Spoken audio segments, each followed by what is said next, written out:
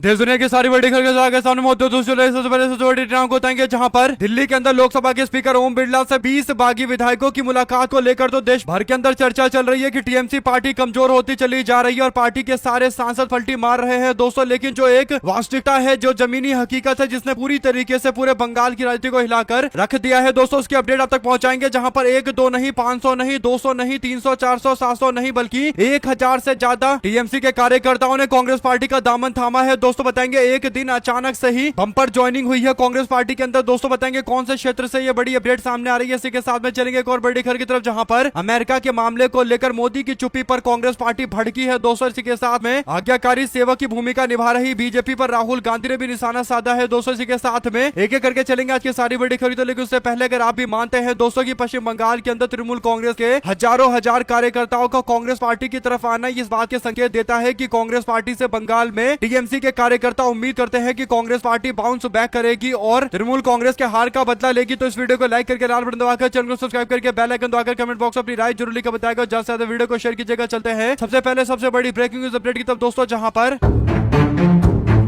बीते दिन देश भर के अंदर इस बात को लेकर चर्चा चल रही थी दोस्तों की आखिर टीएमसी के 20 बागी विधायकों ने एक गुट बनाकर अपने गुट का एक पुरानी पार्टी में विलय करवा दिया है दोस्तों। एनसीपीआई नाम की पार्टी में विलय करवा दिया गया है। यहाँ पर एक और नेता जो 20 पलटी मार रहे हैं दोस्तों, इनको लेकर जो चर्चा चल ही रही है, लेकिन इन नेताओं की कोई वैल्यू नहीं है क्योंकि ये खुद अपने दम पर एक विधानसभा की सीट नहीं जीत सकते दोस्तों। चाहे यूसुफ पठान हो, जिन पर ममता बनर्जी की कृपा रही और ये चुनाव जीते, चाहे सयोनी घोष हो जो जादवपुर यानी ममता बनर्जी के क्षेत्र से चुनाव जीत गई। हालांकि ममता बनर्जी के क्षेत्र में जादवपुर के अंदर सयोनी घोष को कोई जानता भी नहीं है दोस्तों, केवल ममता बनर्जी के कहने पर इनको चुनाव में जितवा दिया गया। ऐसे ही काकोली घोष है और 20 में से कम 15 ऐसे हैं जिनका नाम आप भी नहीं जानते दोस्तों। और राजनीतिक रूप से इन लोगों के चुनाव जीतने की संभावना ना के बराबर है और पार्टी बदलकर ये नया गुट बनाकर ममता बनर्जी को तगड़ा झटका दे रहे हैं दोस्तों। इनको लग रहा है कि ऐसा करके ये भारतीय जनता पार्टी को मजबूत कर लेंगे और बीजेपी इनको टिकट देगी, तो ऐसा बिल्कुल नहीं होने वाला। लेकिन देश के अंदर सबसे ज्यादा चर्चा इसी बात को लेकर चल रही है दोस्तों। लेकिन दूसरी और कांग्रेस पार्टी ने अंदर खाने ही बड़ा खेल कर दिया है। अब जो अपडेट है दोस्तों वो ये कि पश्चिम बंगाल के अंदर कांग्रेस पार्टी ने एक दो नहीं बल्कि हजारों कार्यकर्ताओं को यानी हजारों टीएमसी कार्यकर्ताओं को अपनी पार्टी में शामिल करवाया है दोस्तों। कांग्रेस पार्टी की ओर से अपने सोशल मीडिया अकाउंट पर जानकारी दी गई है। पार्टी ने बताया कि बीरभूम जिले के अंदर पार्टी के जिला के जो अध्यक्ष हैं अभिजीत मुखर्जी, उनके नेतृत्व में एक दो नहीं बल्कि 1000 से ज्यादा टीएमसी के कार्यकर्ताओं को पार्टी में शामिल करवाया गया है दोस्तों। बीरभूम को लेकर ये बड़ी अपडेट दी गई है और मामला यही नहीं रुकता, बल्कि कांग्रेस पार्टी ने और भी अलग अलग क्षेत्रों के अंदर टीएमसी के कार्यकर्ताओं को अपनी पार्टी में शामिल करवाया है दोस्तों। ऐसी ही एक बड़ी अपडेट कोलकाता के गारिया हाट से सामने आती है, जहां पर ब्लॉक नंबर 89 के अंदर कोलकाता में बड़ी संख्या में कांग्रेस पार्टी के अंदर टीएमसी के लोग शामिल हुए दोस्तों। और ऐसे में 1000 से ज्यादा कार्यकर्ताओं का एक दिन में केवल कुछ घंटों में सामने आना इस बात के संकेत है कि ममता बनर्जी की पार्टी तृणमूल कांग्रेस का राज्य की राजनीति से पूरी तरीके से नियंत्रण हट चुका है दोस्तों। और कांग्रेस पार्टी टीएमसी की जगह पश्चिम बंगाल के अंदर एक विकल्प बनती जा रही है, क्योंकि कांग्रेस पार्टी का खुद का संगठन है दोस्तों, पार्टी का केंद्रीय नेतृत्व है और पूरी पार्टी एक सिस्टम के तहत चलती है। और इसीलिए टीएमसी के लोगों को लगता है कि कांग्रेस पार्टी में जाएंगे तो कांग्रेस पार्टी के साथ मिलकर स्थिति को पलट सकते हैं। अगर आप भी मानते हैं दोस्तों कि बंगाल का राजनीतिक परिदृश्य पूरी तरीके से बदल चुका है और कांग्रेस पार्टी एक मजबूत ताकत के तौर पर उभर रही है, तो इस वीडियो को लाइक करके कमेंट बॉक्स में अपनी राय जरूर लिखकर बताएगा दोस्तों। ज्यादा से ज्यादा वीडियो को शेयर कीजिएगा। चलते हैं एक और बड़ी अपडेट की तरफ, जहां पर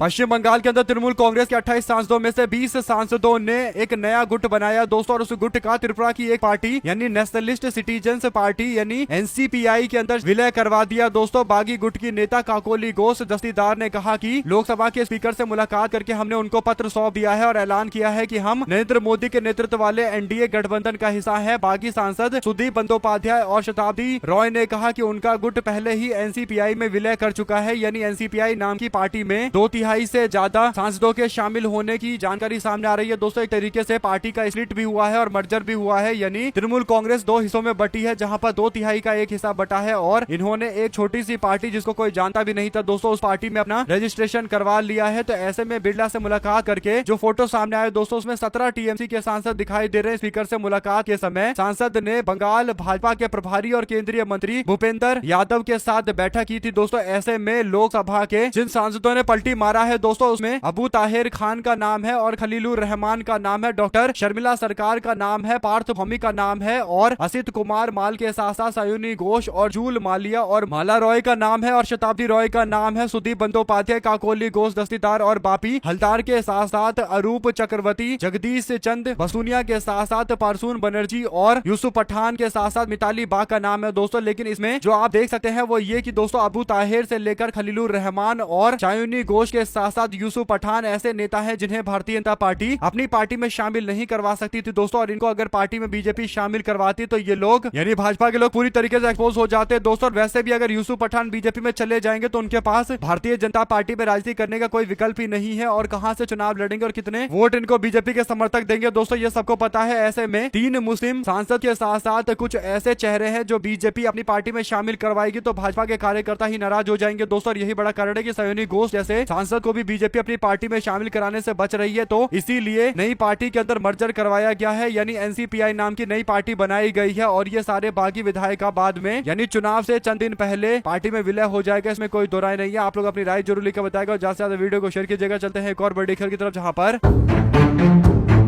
ट्रंप ने भारत के ऊपर टैरिफ लगाया दोस्तों। नरेंद्र मोदी के मुंह से एक शब्द नहीं निकला और ट्रंप ने ट्रेड डील को आगे बढ़ाते हुए भारत के खिलाफ ट्रेड डील किया दोस्तों, और नरेंद्र मोदी ने चुप्पी साधकर बैठे रहने का फैसला लिया। ट्रंप ने कहा कि कोई रूस का तेल ना खरीदे भारत, तो फिर नरेंद्र मोदी चुप्पी साधकर बैठे रहे दोस्तों। और अब अमेरिका के द्वारा किए गए हमले में 3 भारतीयों की जान गई, लेकिन नरेंद्र मोदी के मुंह से एक शब्द नहीं निकला दोस्तों। और ये अपने आप को ऐसा नेता बताने की कोशिश करते हैं, स्ट्रॉन्ग नेता बताने की कोशिश करते हैं, लेकिन हकीकत यह है कि नरेंद्र मोदी पूरी तरीके से चुप्पी साधकर बैठे हुए हैं दोस्तों, और साफ तौर पर उन्होंने फैसला ले लिया है कि ट्रंप के खिलाफ तो कुछ बोलना ही नहीं है। ट्रंप की सरकार का जो मन करे वो करे, भारतीयों से पूरी तरीके से लदे हुए जहाज पर हमला कर दे, फिर भी बीजेपी की सरकार के मुंह से एक शब्द नहीं निकल रहा है दोस्तों, जिसे माना जाए कि कहीं ना कहीं अमेरिका को एक जोरदार फटकार लगाई गई है। तो इससे पता चल रहा है कि भाजपा के लोग पूरी तरीके से एक्सपोज हो चुके हैं दोस्तों। अमेरिका के नाम पर बीजेपी के मुंह पर टेप लग चुका है, एक शब्द इनके मुंह से नहीं निकलता। अगर आप भी मानते हैं कि अमेरिका में जाकर माय फ्रेंड डोनाल्ड ट्रंप बोलने वाले नरेंद्र मोदी क्यों इस बात का खंडन नहीं करते कि भारत के 3 लोगों की जान लेने वाले अमेरिकी हमले ने भारत और पूरी दुनिया भर के अंदर लोगों को मैसेज दिया है कि अमेरिका का जो मन करे वो कर जाए, क्योंकि बीजेपी की सरकार ने इसे अंतरराष्ट्रीय स्तर पर काउंटर नहीं किया दोस्तों। और अमेरिका का घमंड इतना बड़ा हुआ है कि उसके विदेश मंत्रालय या फिर ट्रंप के सोशल मीडिया अकाउंट से एक जगह भी खंडन तक नहीं किया गया दोस्तों। आप लोग इस पर अपनी राय जरूर लिखकर बताएगा, ज्यादा से ज्यादा वीडियो को शेयर कीजिएगा। चलते हैं एक और बड़ी अपडेट तब, जहां पर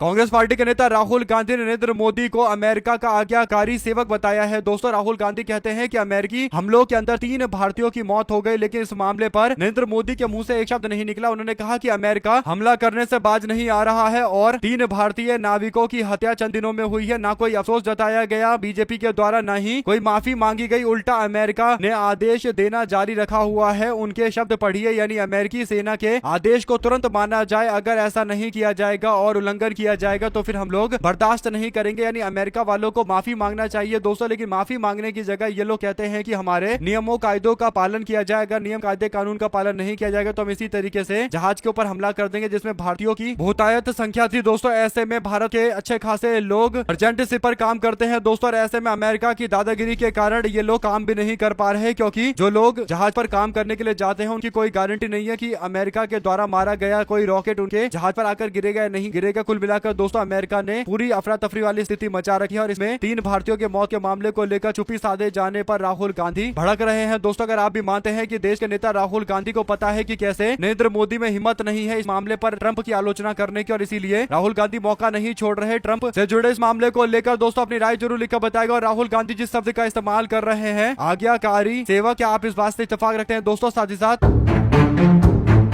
पटना स्टेशन पर बेरोजगार युवाओं का भयंकर भीड़ देखने को मिला दोस्तों, भयंकर बवाल काटा गया। दरअसल मद्य निषेध परीक्षा कराया जाता, यानी मद्य निषेध विभाग की परीक्षा हो रही थी। ऐसे में रात में परीक्षा देने वाले युवा स्टेशन पर पहुंचे दोस्तों, लेकिन स्टेशन पर पर्याप्त ट्रेन नहीं थी, जिसे ट्रेन का इंतजार करना पड़ा और इसके बाद वो लेट हो रहे थे। आपको बता दें कि युवाओं ने हंगामा करना शुरू कर दिया दोस्तों, और फिर कुछ ही पल में पथराव और तोड़फोड़ की स्थिति भी शुरू हो गई दोस्तों, और पुलिस ने आंसू गैस के गोले दागे हैं और हवा में फायरिंग की है। तो बिहार के अंदर दोस्तों रोजगार के मामले को लेकर स्थिति इतनी खराब है कि लोग भयंकर तरीके से परेशान हो रखे हैं। लेकिन मजाल है कि बीजेपी का एक नेता जो दिल्ली में बैठा हुआ है दोस्तों इस मामले को लेकर चर्चा भी करे। पूरी तरीके से मीडिया के अंदर भी मामले को दबाने की कोशिश की जा रही है और तमाम तरीके के प्रयासों के माध्यम से दबाया भी जा चुका है। दोस्तों ऐसे में अगर आप भी मानते हैं कि बेरोजगारी का एक बड़ा संकट है पूरे बिहार क्षेत्र के अंदर और इस बात को लोग मानने को तैयार नहीं है जो काफी दुर्भाग्यपूर्ण है, तो अपनी राय जरूर लिखकर बताएगा और ज्यादा से ज्यादा वीडियो को शेयर कीजिएगा। चलते हैं एक और बड़ी खबर की तरफ जहां पर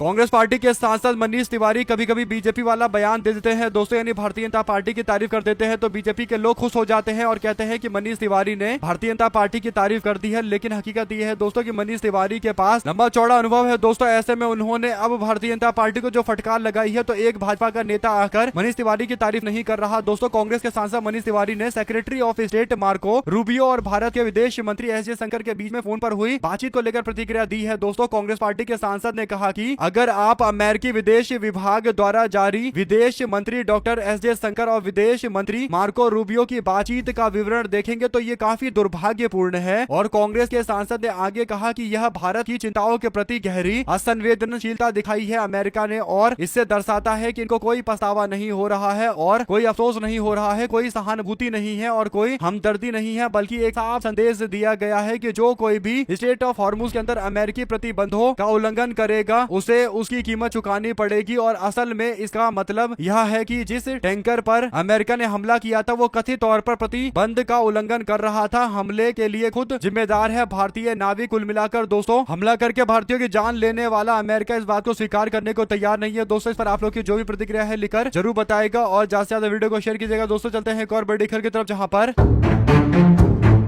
उत्तर प्रदेश, उत्तराखंड, पंजाब, गोवा और मणिपुर के अंदर इसी साल नवंबर दिसंबर के अंदर विधानसभा के चुनाव हो सकते हैं। दोस्तों अगले साल फरवरी में प्रस्तावित जनगणना के दूसरे चरण में कोई बाधा आने नहीं देना चाहती दोस्तों, इसीलिए राज्य सरकारों से कहीं न कहीं आने वाले दिनों को लेकर चर्चा की जाएगी। और मार्च फरवरी 2027 में जो विधानसभा के चुनाव होने वाले दोस्तों अमूमन वो मार्च के अंत तक होते हैं, लेकिन इस बार फरवरी से पहले कराया जा सकता है। कारण ये है कि भारतीय जनता पार्टी 9 से 28 फरवरी तक दूसरे चरण के जनगणना को लेकर स्थिति को ऐसे रखना चाहती है ताकि आने वाले दिनों के अंदर जनगणना में कोई प्रभाव देखने को ना मिले। हालांकि कई सारी थ्योरियों में यह दावा किया जा रहा है कि बीजेपी नवंबर या दिसंबर में इसी साल 5 राज्यों के विधानसभा चुनाव करवा सकती है। दोस्तों आप लोग अपनी राय जरूर लिखकर बताएगा इस पूरे मामले पर। साथ साथ चलते हैं एक और बड़ी खबर की तरफ जिसमें बहुजन समाज पार्टी लगातार 2 बार 9 में से 6 विधानसभा सीट आगरा के अंदर जीतकर रिकॉर्ड बना चुकी है। दोस्तों ऐसे में आगरा जो एक मजबूत गढ़ है बसपा का, वहां पर अभी हाल 2 चुनावों के अंदर बसपा काफी कमजोर हुई है। दोस्तों ऐसे में अब बसपा ने हर विधानसभा के लिए दावेदारों की पहली सूची तैयार कर ली है। दोस्तों इस सूची में बसपा के पदाधिकारी और पूर्व में चुनाव लड़ चुके कार्यकर्ता के साथ साथ पूर्व विधायक और अन्य दलों से चुनाव लड़ चुके मुख्य दावेदारों को शामिल किया गया है। विधानसभा चुनाव के मद्देनजर पूरे जातिगत समीकरण हर चीज पर मंथन किया जा रहा है। दोस्तों ऐसे में बहुजन समाज पार्टी सबसे पहले लिस्ट जारी करेगी जिसमें ज्यादातर उम्मीदवारों के नाम सामने आ जाएंगे। अगर आप भी मानते हैं कि बहुजन समाज पार्टी जुलाई महीने के अंत तक अंतिम फाइनल लिस्ट लेकर सामने आ जाएगी दोस्तों, जो हर बार करते आए हैं, तो अपनी राय जरूर लिखकर बताएगा। साथ साथ चलते हैं एक और बड़ी खबर की तरफ दोस्तों जहां पर हरियाणा के अंदर सोमवार यानी आज से शुरू हो रहे मतदाता सूची के विशेष गहन पुनर्निरीक्षण यानी SIR के अभियान को लेकर प्रदेश की दोनों राजनीतिक पार्टियां कांग्रेस और बीजेपी पूरी तरीके से सक्रिय हो गई है। दोस्तों मतदाता सूची के इस व्यापक सत्यापन अभियान पर नजर रखने के लिए दोनों पार्टियों के द्वारा अलग अलग स्तर पर बूथ स्तर पर कार्यकर्ताओं की जिम्मेदारी तय कर रही है। दोस्तों और कांग्रेस पार्टी ने प्रत्येक बूथ क्षेत्र में 2-2 कार्यकर्ताओं को ड्यूटी पर लगाया है जो पार्टी की ओर से नियुक्त बूथ लेवल एजेंट यानी BLO के साथ समन्वय बनाकर ज्यादा से ज्यादा लोगों के नाम शामिल करवाएंगे। और इन कार्यकर्ताओं की जिम्मेदारी होगी कि वे चुनाव आयोग द्वारा नियुक्त BLO की गतिविधि पर नजर रखें और ये सुनिश्चित करें कि घर घर जाकर मतदाताओं का सत्यापन निष्पक्ष और सही तरीके से किया जा रहा है। कांग्रेस का मानना है कि विशेष पुनर्निरीक्षण के दौरान किसी भी पात्र मतदाता का नाम सूची से नहीं काटा जाना चाहिए। ये काम सुनिश्चित करने के लिए पार्टी कार्यकर्ताओं को डटकर काम पर लगाया गया है, सबको ट्रेनिंग दी गई है दोस्तों। और हरियाणा को लेकर कांग्रेस पार्टी बिल्कुल सचेत रहकर आगे बढ़ रही है। दोस्तों पिछली बार भी हरियाणा के अंदर आखिर अचानक से ऐसा क्या हुआ कि कांग्रेस पार्टी चुनाव हार गई। दोस्तों ये एक बड़ा सस्पेंस बना हुआ है, इसकी जांच की मांग भी लगातार चल रही है। लेकिन अब कांग्रेस पार्टी SIR के मामले पर भारतीय जनता पार्टी को एक तरफा फायदा नहीं पहुंचाना चाहती है। आप लोग अपनी राय जरूर लिखकर बताएगा दोस्तों। ज्यादा से ज्यादा वीडियो को शेयर कीजिएगा। चलते हैं एक और बड़ी खबर की तरफ जहां पर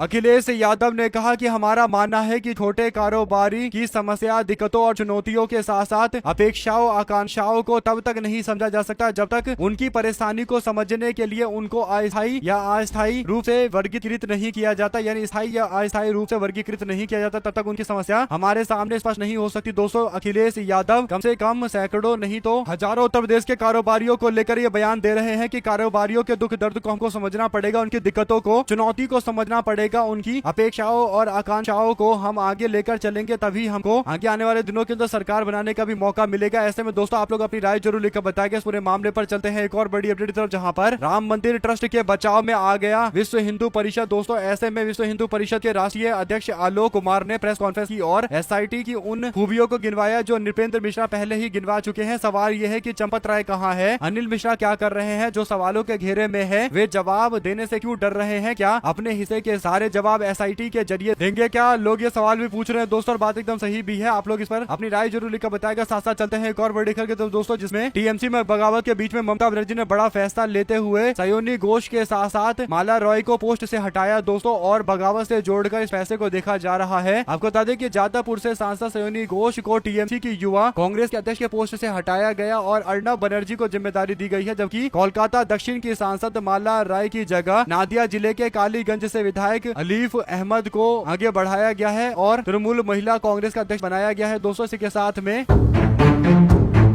आने वाले दिनों के अंदर टीएमसी के जितने बागी हुए हैं दोस्तों, इन सबको कोर्ट के चक्कर लगाने पड़ रहे हैं, क्योंकि कपिल सिब्बल का एक बड़ा बयान सामने आया दोस्तों। वरिष्ठ वकील कपिल सिब्बल कहते हैं कि पार्टी का, यानी जो तृणमूल कांग्रेस है, वो तो पूरी तरीके से ममता बनर्जी के नेतृत्व में काम कर रहा है, और ये जो सदन के अंदर की पार्टी होती है, वो पार्टी किस गठबंधन के साथ जाएगी या किस पार्टी के साथ में जाएगी, ये तब तय होता है जब किसी पार्टी के नेता के द्वारा बयान दिया गया हो या फिर नेता के द्वारा फैसला लिया गया हो। लेकिन यहाँ पर तो एक अलग ही तरीके का मामला है। एक और स्पीकर से मिलकर अपनी नई पार्टी तो बना रहे हैं, लेकिन ये बड़ी गलती कर चुके हैं दोस्तों। कपिल सिब्बल ने कहा कि मर्जर, यानी एक पार्टी का दूसरी पार्टी में विलय तब होता है जब जो रिवेल ग्रुप है, यानी जो बागियों का ग्रुप है, उनके लिए पार्टी ने फैसला लिया हो कि हम चाहते हैं कि ये सारे के सारे लोग किसी पार्टी में जुड़ जाए, तो ये फैसला पार्टी को लेना होता है। संसदीय सांसदों के मुलाकात के बाद ये चीजें तय नहीं होती। अब देखते हैं इस मामले को लेकर आगे क्या कुछ अपडेट सामने आती है दोस्तों, क्योंकि सबको पता है कि कपिल सिब्बल ने अगर कहा है तो कानून देकर ही बोल रहे होंगे, और कपिल सिब्बल तो स्पष्ट मैसेज दे रहे हैं दोस्तों कि आने वाले दिनों के अंदर कोर्ट में क्या कुछ होने वाला है। आप लोग अपनी राय जरूर लिखकर बताएगा। साथ साथ चलते हैं एक और बड़ी अपडेट तब, जहां पर उत्तर प्रदेश के अंदर असदुद्दीन ओवैसी ने अपनी राजनीतिक पारी की शुरुआत करनी शुरू कर दी है दोस्तों, और कई सारी पार्टियां जो अभी अलग अलग इलाकों में बैठकर केवल भाषण दे रही है दोस्तों, चुनाव प्रचार की शुरुआत भी नहीं करी हुई है, तो उनके लोगों के लिए तगड़ा झटका ये है कि असदुद्दीन ओवैसी मैदान में कूद गए हैं दोस्तों। जो अपडेट है वो ये की बहराइच के अंतर्गत एक विधानसभा की सीट मटेरा विधानसभा सीट आती है दोस्तों। यहाँ पर बहराइच में एआईएमआईएम के नाम को लेकर दावा किया जा रहा है कि नाम काफी गूंज रहा है, और आवाम से, यानी आम जनता से एमआईएम के अध्यक्ष बैरिस्टर असदुद्दीन ओवैसी ने जनसभा में भारी तादाद में शिरकत करने को लेकर और मोहब्बत और अपनापन और जोश का इजहार करने पर तारीफ करते हुए इसे काबिले तारीफ बताया दोस्तों। और इस मौके पर एआईएमआईएम के प्रदेश अध्यक्ष शौकत अली भी मौजूद थे। तो कुल मिलाकर कुछ एक सीटें हैं जहाँ पर असदुद्दीन ओवैसी टारगेट करके चुनावी मैदान में कूद रहे हैं दोस्तों। और ओवैसी अगर एक सीट पर 2 रैली 3 रैली कर दे तो वो आराम से सीट पार्टी के खाते में चली जाएगी, और इसी रास्ते पर आगे बढ़ रहे हैं दोस्तों। जो उन्होंने सीटों को टारगेट किया हुआ है वहां पर जबरदस्त तरीके से प्रचार चलता रहेगा और ज्यादा से ज्यादा समर्थन मिलता रहेगा। आप लोग अपनी राय जरूर लिखकर बताएगा। चलते हैं एक और बड़ी खबर की तरफ दोस्तों, जहां पर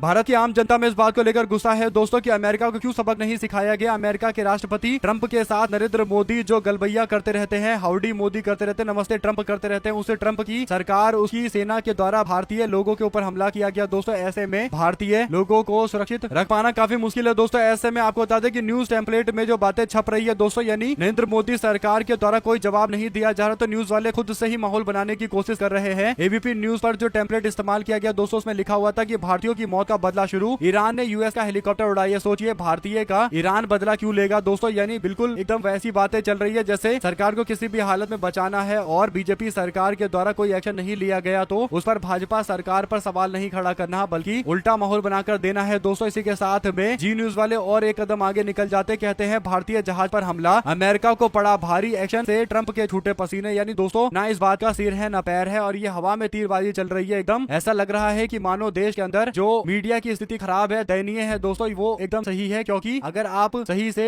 देखोगे तो पता चलेगा कि ज्यादा टाइम तो केवल हवाबाजी करते हुए नजर आ रहे हैं और ऐसे में कोई रियल वैल्यू नहीं है। दोस्तों आप लोग अपनी राय जरूर लिखा जाएगा। इसी के साथ में टीएमसी के सांसद व्यवहारिक सीधे तौर पर बीजेपी में शामिल हो रहे हैं। बागी सांसद और बीजेपी इसका जो अरेंजमेंट करे, लेकिन वो बीजेपी के ही सांसद होंगे। यानी अगर भारतीय जनता पार्टी को समर्थन कर रहे हैं और दूसरी पार्टी को सपोर्ट करके उस पार्टी का हिस्सा बनकर यानी एनसीपीआई का हिस्सा बनकर भी अगर ये लोग एनडीए गठबंधन के साथ में खड़े हैं तो कह सकते हैं कि आज नहीं तो कल ये लोग वापस भारतीय जनता पार्टी में जाएंगे। अब की केवल फ्रेंचाइज वाली बातें हैं कि डायरेक्ट बीजेपी में नहीं जाएंगे, थोड़ा घूम कर जाएंगे। ऐसे में दोस्तों आप लोग जो भी राय देना चाहते हैं लिखकर जरूर बताएगा। साथ साथ चंडीगढ़ के अंदर युवा कांग्रेस के द्वारा निकाला गया मार्च दोस्तों और मशाल जुलूस में लाखों छात्रों के आक्रोश को प्रकट किया गया और मेहनत को इस पेपर लीक सरकार ने बर्बाद कर दिया है। यानी पूरी तरीके से छात्रों के साथ अन्याय हुआ है दोस्तों। देश भर से न्याय की उठ रही मांग को इंडियन यूथ कांग्रेस के अध्यक्ष उदय भानुचिब के नेतृत्व में यूथ कांग्रेस के साथियों ने मिलकर बुलंद किया है दोस्तों। इस दौरान पूर्व इंडियन यूथ कांग्रेस के अध्यक्ष और सांसद मनीष तिवारी और चंडीगढ़ कांग्रेस के अध्यक्ष पार्टी के युवा नेता हरमिंदर सिंह लकी मौजूद थे दोस्तों। और ऐसे में ये विशाल जनसभा को संबोधित करते हुए विशाल जनसभा के साथ में मार्च निकाला गया। हमारे साथ लगातार जुड़े रहेंगे सभी दोस्तों, भाइयों, बहनों, मित्रों का बहुत बहुत धन्यवाद। आप लोग देख रहे थे आपका चैनल जय हिंद, जय भारत। ज्यादा से ज्यादा वीडियो को शेयर कीजिएगा दोस्तों। बहुत बहुत धन्यवाद। जय हिंद।